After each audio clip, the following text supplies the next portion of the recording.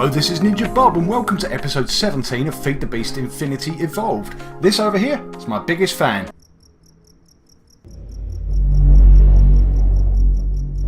Yeah, I know, I'm sorry. I wish I could have that thing going. The heat wave in England continues and yeah, I'm absolutely melting here in this room. But we're going to continue anyway. I'll tell you what, actually, talking of the heat wave, it seems to be affecting my Minecraft world as well. Look at that over there. That's one of our oil geysers coming out of the ground. It seems to have caught fire for some reason. How bizarre is that? Doesn't seem to be doing any harm. It's not going away. It's been doing it for days now. But yeah, just the whole thing has just caught fire. Very odd. Anyway, yeah, welcome back to Feed the Beast. We're going to be doing a few different things today. Actually, we've got our in the last few episodes we've been getting our quarries working, and they are now working very well. The first quarry finished; it went all the way down to bedrock and completed its little mission. And now I've got two quarries on the go, so we'll be going to have a look at that. We're also going to start looking at building our home up on top of the mountain. I'm being joined today by Anfield Angel, although I'm not quite sure where she is. Oh, according to the map, she's inside the house. Let's go and see what she's up to today. I've actually got something to show her. I've got a new block, a new toy for her to play with while we go and have a look at some of the other things that I've been up to. So where are you, Anfield Angel? Hello, Anfield Angel, how are you? Oh, nice glasses. Very cool indeed. How are you doing? You okay? Good. I've got something for you to play with here. Look, this thing here. Can you see it? Interested?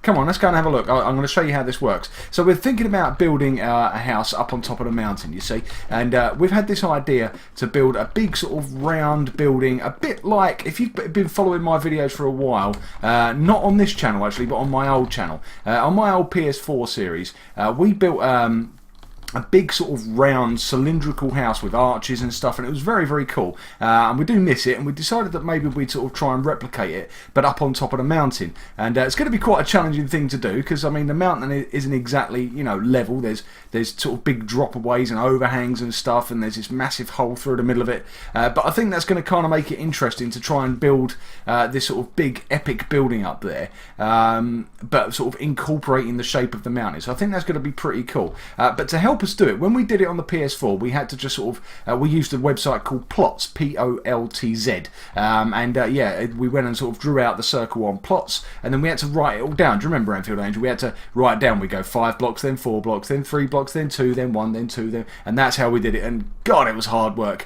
Well, this thing in my hand is hopefully going to make life a lot easier. First of all, we need a redstone torch. So let's just craft one of those. There we go, because this thing needs power. So let's just make a bit of a hole here. Stick a redstone torch down there, and then what we do is we place this thing. It's called a building guide, and it's from the Open Blocks mod. Now, I believe what it's going to give us initially is a dome. Ready? Here we go. Boom! Oh, look at that. Oh, wow. Okay, no, it's not going to give us a dome. It's giving us something completely different. Okay, wow, that's bright. I can barely see what's going on here. So around the outside edges of this thing, there are actually controls. I can't really see them at the moment, which is really... Oh, there we go. Look, you can see on this side, you can see a plus and a minus. So you right click on those and it starts to change sort of different things. Is that making it taller maybe? I'm not quite sure. Some controls around this side as well. I can't see the controls on this side. Let's try flicking through some of these. Is it the top ones maybe we need? I know you can basically get different designs up. So at the moment it's in this sort of cross shape. But I know that you can get it to sort of show you things like cylinders and domes and squares and things like that. I'm not quite sure what's going on. It seems to be defaulted into this cross shape at the moment. But yeah, basically what this should do is it should basically show you, these are not real blocks obviously, you can see we're just walking straight through them, but this will draw out an area, and then you should be able to sort of map it out and say, right, I want a big sort of I don't know, a 50 by 50 circle, whether it's a dome or a cylinder or whatever it may be. Anfield Angel, I think I might have broken this thing. It doesn't. I don't know if I've done this right. I've never actually used this before. I made it before we started recording, but I've never actually. I placed it and actually tried to use it earlier, and then didn't realise that it actually needed power. So I'd made that mistake initially, but it doesn't. Oh look, it's getting taller. Okay, so that side is making it taller. So that's no good to us. But let's see what this side does then. So if we hit the plus minus, is that getting taller still? Okay, that all appears to be affecting the height. Okay, so let's, where are the other controls? Maybe if we try these sideways. Ah, here we go. The sideways ones are making it smaller on that side. Okay, well that's all good, but it's not changing the design, is it? It's still in this sort of cross shape. Oh, here we go. That's exactly what we're looking for. I don't know what I did there. I think it was one of these. Ah, look, look, look. These two triangular buttons on the roof of this box. This is exactly what we're after. There we go. Right, so that makes it like a cylinder, and then we should be able to right click on the plus signs and the minus signs to sort of adjust it so that we can get it to the size that we want it. So let's just hit a load of pluses there, and that's not really big enough, I don't think. But you get the idea. Do you see how this works? I think basically if you take that up to the roof of the mountain, get it placed in roughly the middle of where we want it, and then have a play with those controls, and don't forget to take your redstone torch, and yeah, see if you can get it sort of mapped out where we want to build our house. So there you go. That's one little project that we're going to get started on today, and we'll probably be working on that for a little while. And so I'm going to let Anfield Angel go and get that started, and while she's gone, I'm going to go and show you a couple of other things. Let's start with the quarries, because like I say, the first quarry has made its way all the way down to the ground, I say to the ground, I mean bedrock. So I've started off two new quarries, which has obviously needed lots and lots of fuel. So I've spent some time over in the lava world. And actually, do you know what? Before we go to the quarries, I'm going to show you lava world. Is it this one? Here we go. This is lava world, and I need to give a shout out to a couple of people. And I can't remember. At least two people mentioned this. If I get a chance to remember, I will put their names on the screen now. And yeah, these two people both pointed out the reason I was saying I was getting attacked. Do you remember during the last episode we were out here and I got hit twice and I thought I was being attacked by a ghast, but they actually pointed out that actually I was probably being struck by lightning. This place is non-stop thunder and lightning, and rain for that matter. It does not stop ever. And yeah, I'm pretty certain I must have got struck by lightning twice, and somehow I survived it. I don't know how I survived it, but I did. But yeah, so I shout out to those who worked that out, because I was completely baffled. I had no idea what was going on. So we now have four of these pumps gathering up lava from this enormous lava world that we've created. But that has given us a new issue. Oh, there's a witch over there. Hello. In fact, there's beasties all over that thing. I guess there's nowhere else for them to spawn up. There's probably someone up on the roof of this thing. I need to be a bit careful, don't I? Anyway, right, let's just jump back through, because this is a really noisy world. That thunder is really loud. It's presented as a bit of an issue, and that is with liquid storage.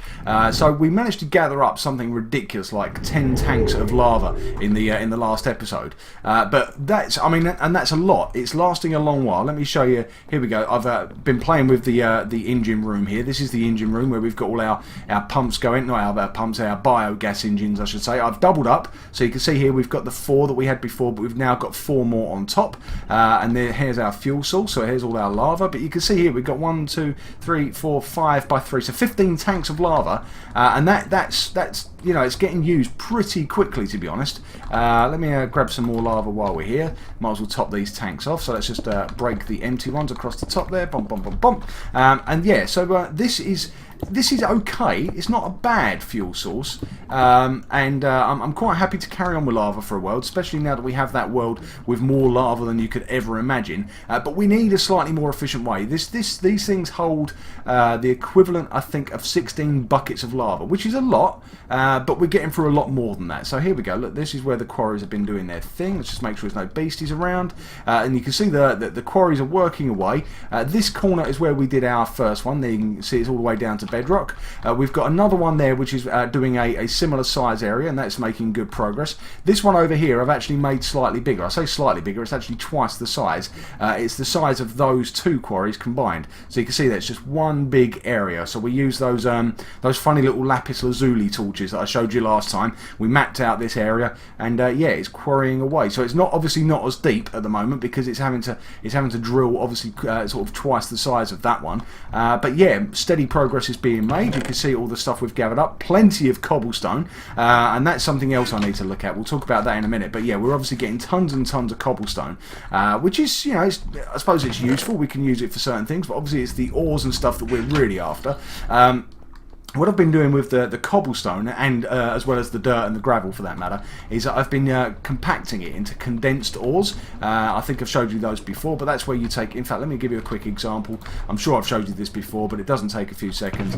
Let me just grab 1, 2, 3, 4, 5, 6, 7, 8, 9 stacks of cobblestone, and then we take it up to a crafting table or a crafting bench, and then all you do is you just lay it out in just a solid block like this. which, oh, I've messed that up, but never mind, let's just keep going.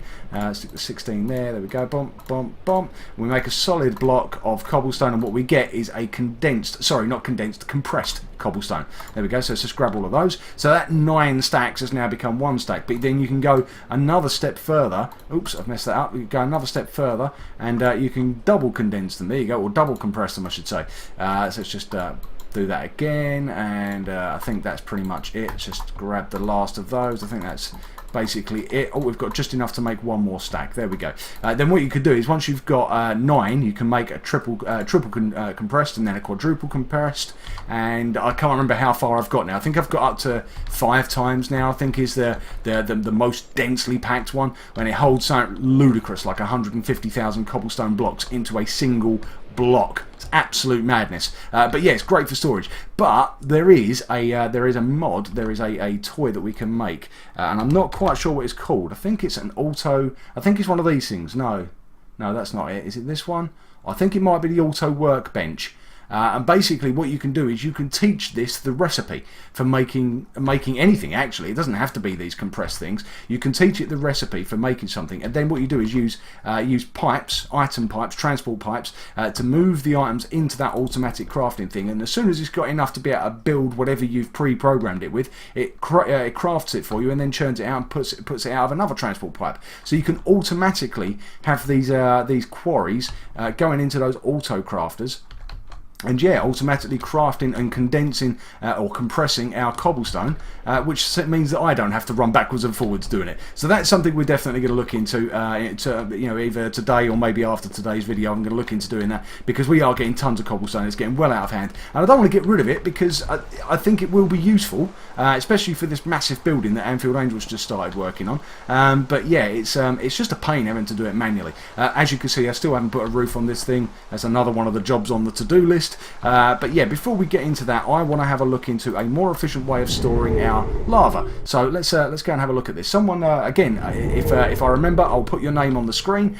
Someone suggested this in the comments, that we look into drums rather than using glass tanks. These glass tanks are really, really good, and they're particularly good for the liquids that we've got up here. We've got molten iron and molten gold and all these other things, and they're really good for that, because obviously you can see straight through, and and we don't have tons of that stuff. Not like the lava. The lava is is ridiculous. We've got so much, so we need something a bit more efficient, and this is going to cost us a bit of iron, but not to worry. I've got quite a bit of iron, and thanks to our quarries, we're going to have even more soon. So let's just grab a few stacks of this stuff, and then let's come over here and let's have a look at barrel. And I think is it called barrels?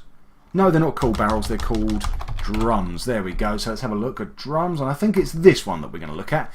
So yeah, this is all iron. We need some weighted pressure plates, some cauldrons, and some ingots. So I need to try and remember how to make all of those things, don't I? I guess if I let's go like this. So that's all ingots, and that's all ingots. So I guess if we just turn our 6 blocks into all ingots, and then we can make was it like that? So let's go 1, 2, 3, 4, 5, 6, 7, 8. So we're going to make 4 barrels worth. There we go.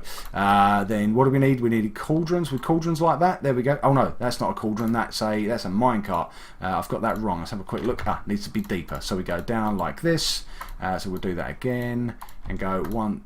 Oh, I've made 5. Okay, never mind. Right, we need some more iron. Okay, I guess we might as well make some more of those pressure plates then. Might as well do that, since I've done that by mistake. Let's just go 1, 2, and then we can. In fact, let's do it again.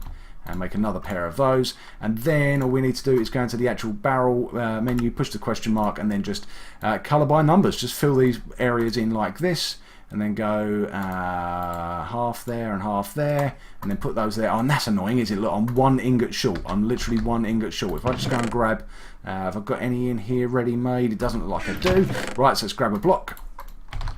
We can make ourselves 5 of these barrels. But 5 might be a bit overkill, to be fair. I'm not sure if we're going to need 5 barrels, but I'm sure they'll come in useful at some point. So let's just go over here and stick 5 of those in there. We can go 1, 2, 3, 4, 5. And you know what? Now that I've just done that and I've committed to making these things, it's just occurred to me what I probably should have done was made 1 and then tested it. That probably would have been the sensible thing to do, wouldn't it? But never mind, never mind. There are these things, by the way. We were talking about condensed cobblestone. These things here, I can't say it. Bedrockium drums.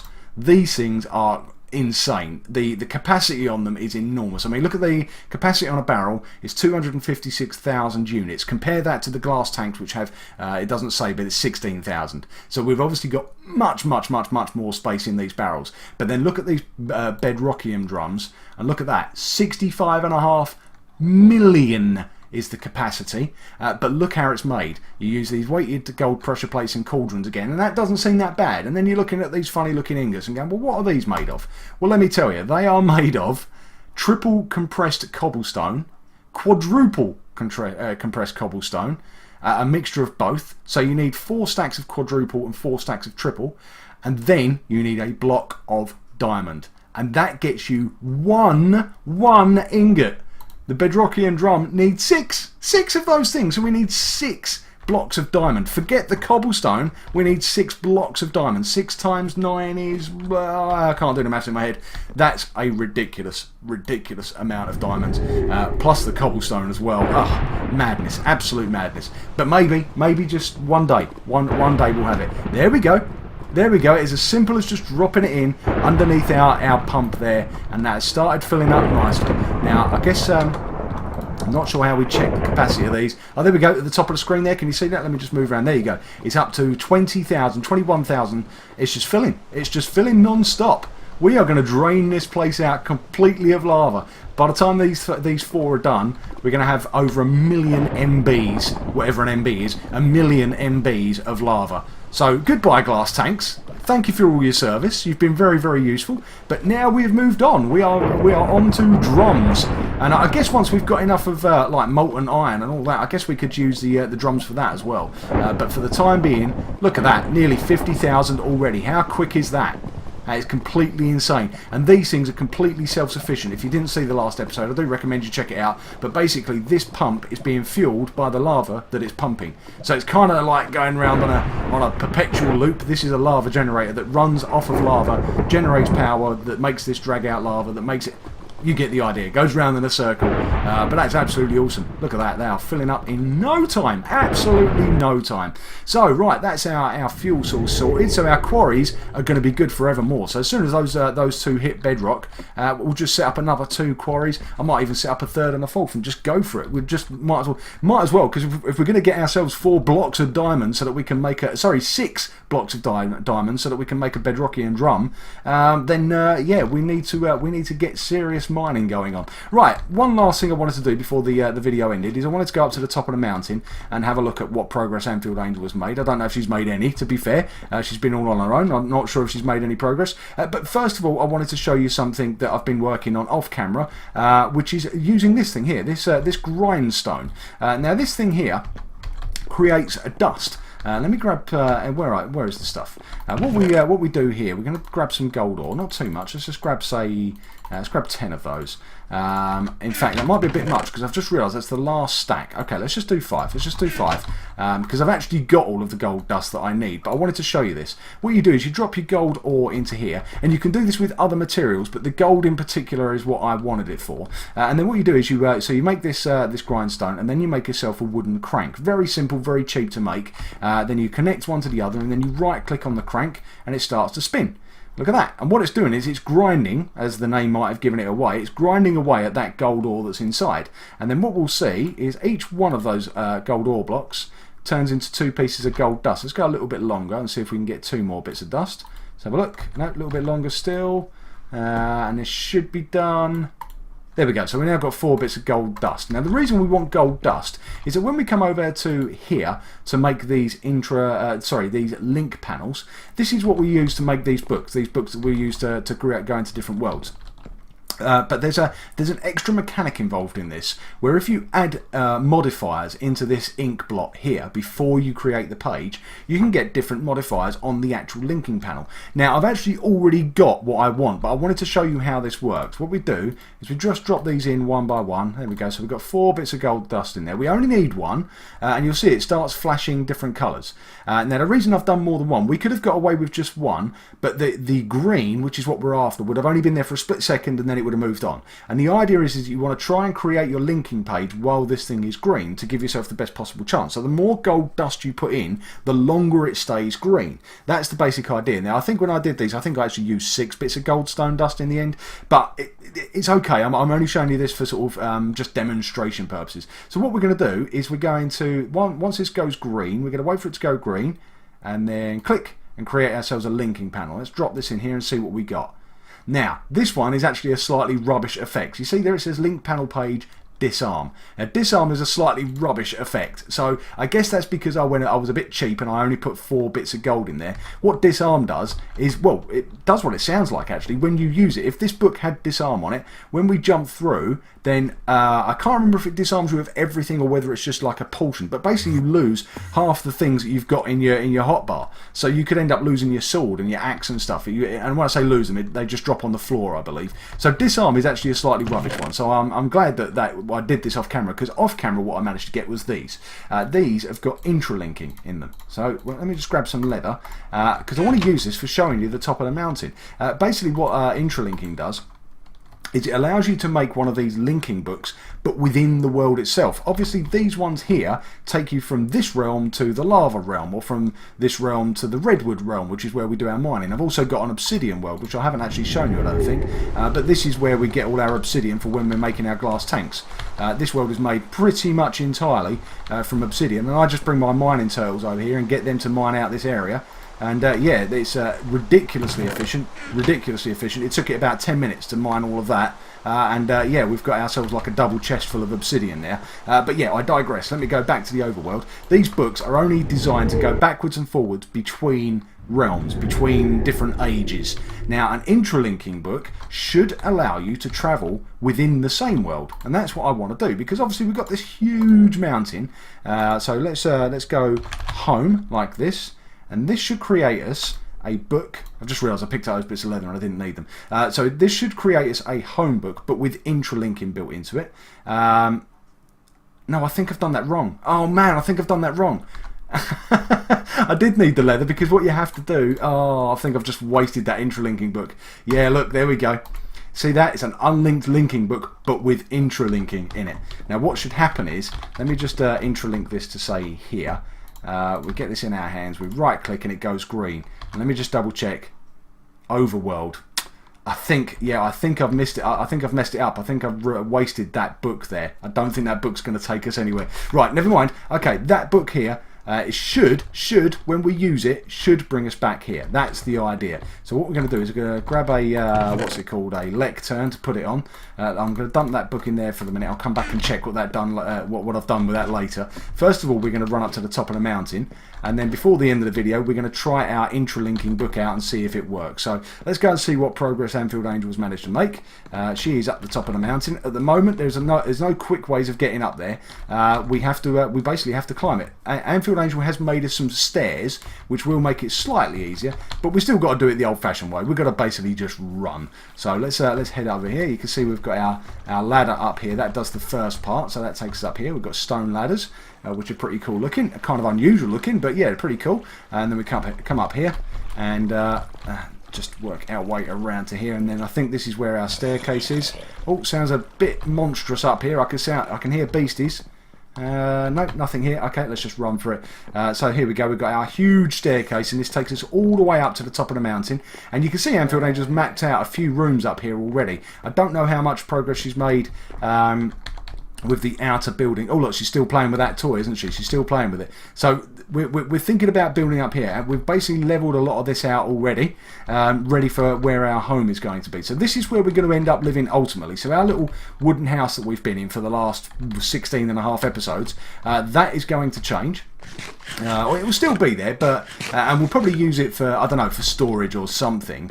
But yeah, this is basically going to be our home. So yeah, as you can see, we've mapped out the floor with different levels of or different colours, all the different wood. What's this? Redwood. We've got amaranth. I think that's just oak wood over there. Don't forget, we've also got the green that we can use. Anfield Angel, the willow, and yeah, you can see this is a massive. Oh, she's already used the willow. Look over there. So we've got this massive area. And our old house is just down. Oh no, it's not that way, it's over that way, I think. But yeah, so we are a long way up, but this is going to be such a cool place to live. And you can see it still goes up, even though we're up as high as we are. We're on Y coordinate 164. If you can't see that, it's okay, no, you can't see it on there. Look in the top right of my screen, you can just about see it. It says X730, Z1361, and then Y164. So we are a long way up in the air. And yet, that mountain just keeps going and keeps going and keeps going. Now, it would appear Anfield Angel was struggling here. Could you not make it go any bigger? Is that as big as it goes? Or are you still tinkering? It does appear to be. Is it moving? Oh, no, it's moving. It's definitely moving.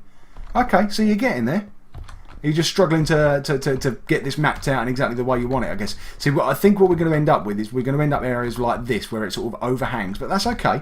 That's okay. I'm happy for the floor to overhang a little bit. In fact, I'm happy for it to overlap quite a lot in certain areas. Like in this bit over here, I don't mind if it overlaps.